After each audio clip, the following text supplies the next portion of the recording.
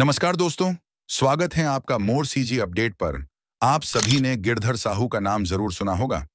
जी हाँ, वही गिरधर साहू जो अपने दादाजी साथ में कॉमेडी वीडियो बनाते हुए दिखाई देते हैं और हाल में ही उनकी एक एल्बम आई थी।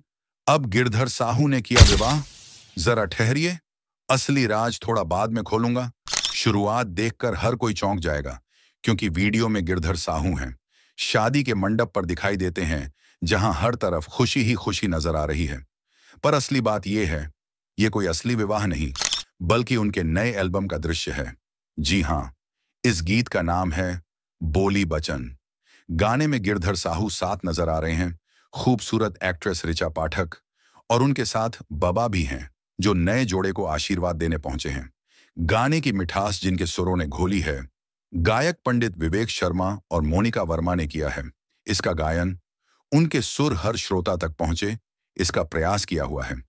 यदि आपने अभी तक ये गीत नहीं देखा, तो जरूर देखिए। गिरधर साहू बबा का नया धमाका देखना भूले नहीं। गिरधर साहू, ऋचा पाठक, बब्बा, गायक पंडित विवेक शर्मा और मोनिका वर्मा एक साथ एक नए गीत में, केवल आपके लिए। दोस्तों, वीडियो अच्छा लगा तो लाइक करें और चैनल को सब्सक्राइब कर बेल आइकन दबाकर रखें। मिलते हैं अगले वीडियो में, तब तक जय जोहार, जय छत्तीसगढ़ी गीत संगीत।